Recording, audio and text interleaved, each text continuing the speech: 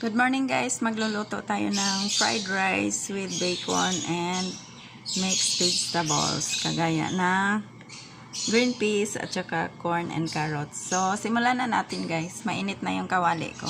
Ayan, mainit na. Dito mo lang hawakan guys to make sure na mainit na. So maglagay tayo ng mga about 2 tablespoon na mantika. Yan, tama na yan. Tapos ilagay ko na ang i-swirl muna natin guys. Yan, para magkalat yung mantika. Tapos maglagay na tayo ng bawang. Lakasan natin ng konti ang apoy. Maglagay na tayo ng bawang guys. Yan, lagay na.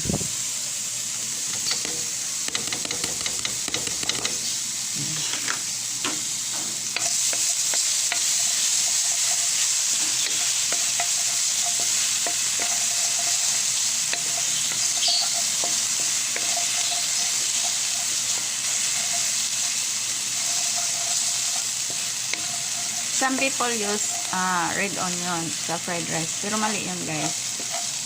Fried rice, ano lang, garlic lang. Halos pareho lang naman ng benefits ang onion at garlic. So, next na ilagay natin guys ay ang bacon. Para matanggal yung fat niya. Ayan.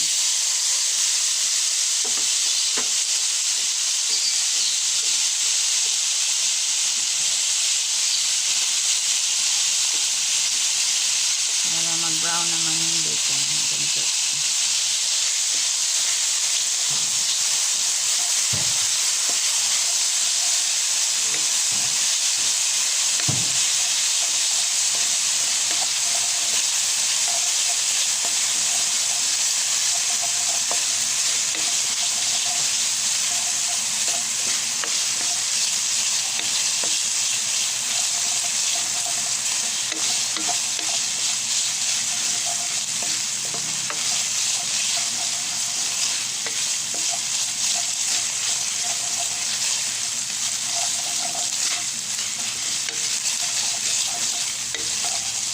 Lakasan natin apoy guys para matapos tayo na maaga. So tip lang sa paglakas ng apoy, kailangan huwag iwanan. Kasi pag iniwanan mo baka magputol.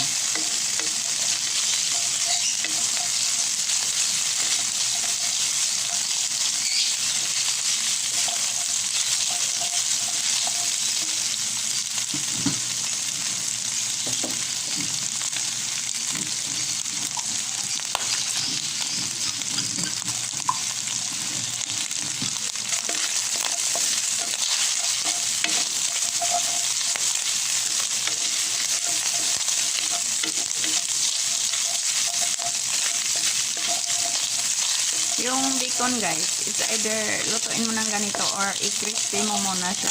Tapos, tagtarin mo o gupitin mo sa gunting. And then, saka mo ilagay. It's up to you guys kung anong mas gusto niyong paraan.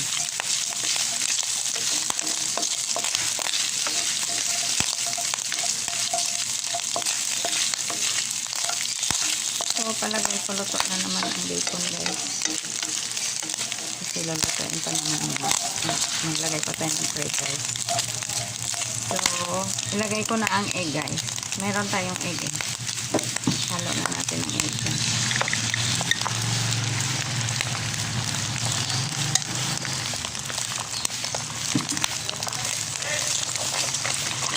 Pizza na tayo sa inay guys kasi ano na panghali tayo ng luto na labor station na. Dito lang kasi tayo sa labas ng luto guys. Kasi para yung loob hindi mga naman. So dito lang tayo sa labas. Sa may dirty kitchen.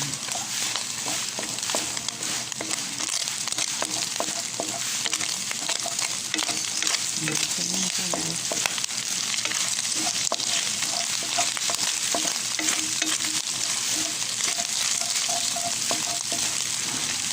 Ang next natin ilagay guys ay ang mga gulay.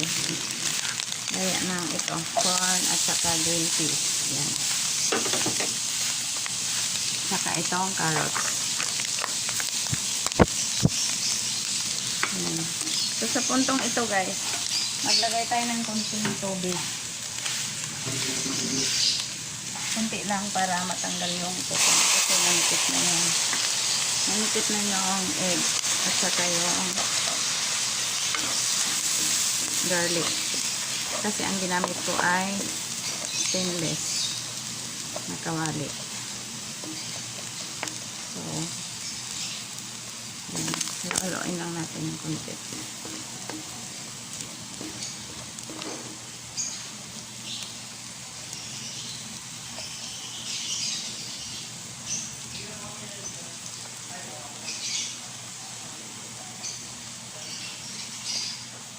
Tapos, ilagay ko na yung ano guys, yung red bell pepper. Para maluto siya.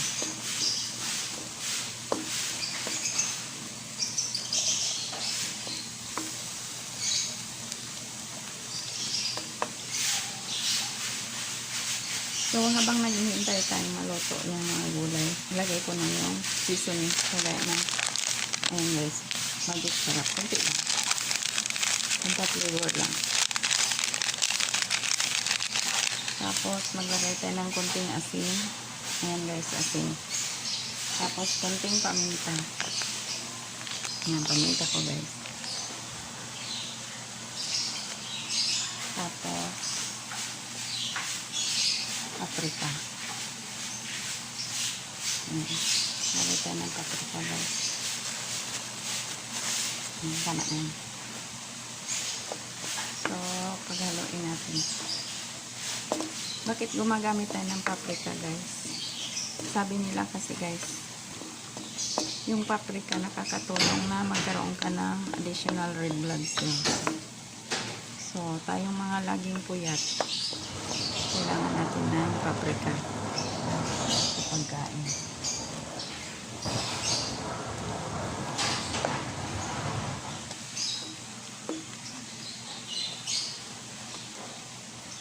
So, lakasan lang natin ng konti ang apoy guys. Na maluto na yan.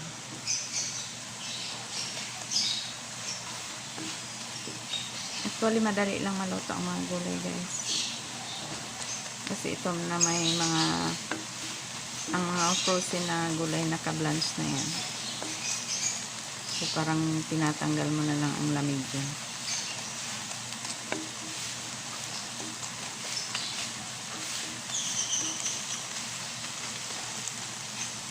Pag gumamit kayo ng fresh guys, tapos gusto nyo lang mabilis, parang lutuin nyo muna sa tubig sandali. Sabay-sabay nyo na lahat. Tapos, pag naluto na yung gulay sa tubig, tikman nyo. Pag crispy na, pwede na yung ihalo sa fried rice. So, at this point guys, natuyo na siya. So, pwede na natin ilagay ang rice. Kunin na natin ang rice.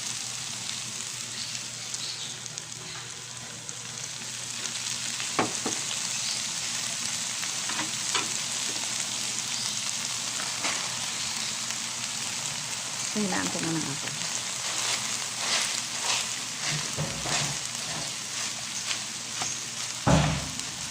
Tikman muna natin pala ang gulay guys. Kung tama na lang ito.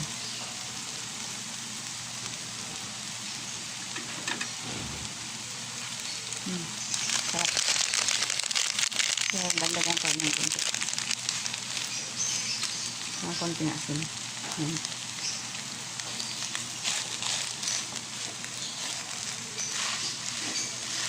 So, halo-halo lang tayo guys.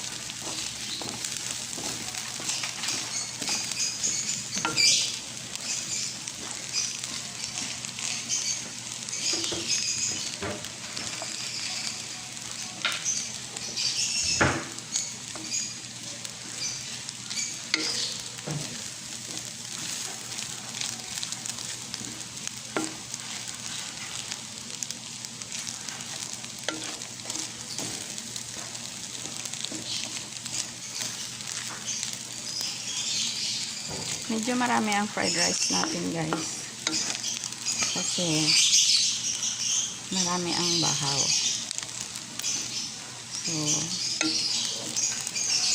ituin natin para makain naman.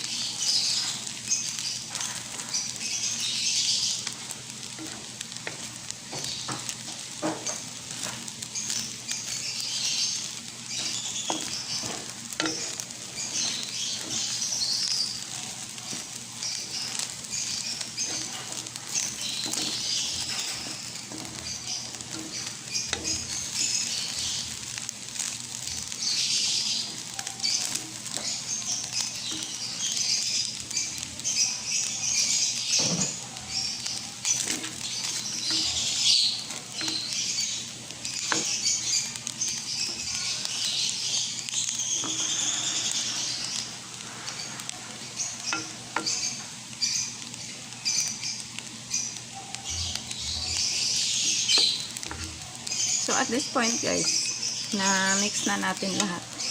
Ilagay ko na yung additional egg. Meron pa akong additional egg bukod doon sa egg kanina. So, yan. Para gusto nyong talagang puno sa protina ang ginawa nyong rice. Parang chow fan ang dating. So, kahit wag ka na mag-ulam, guys. Yan ang breakfast mo. Kompleto na yan. May protina, may vitamins and minerals na yan. So, haluin na naman natin.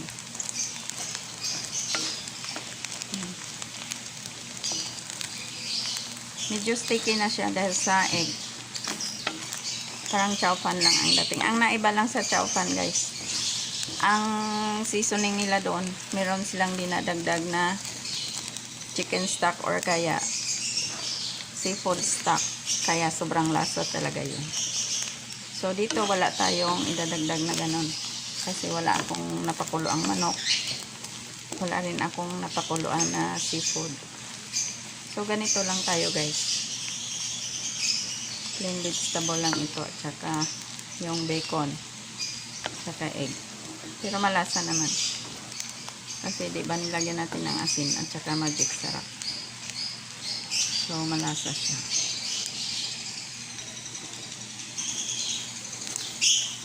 So, lakasan lang natin ng konti. Para maluto na yung egg na dinagdag ko.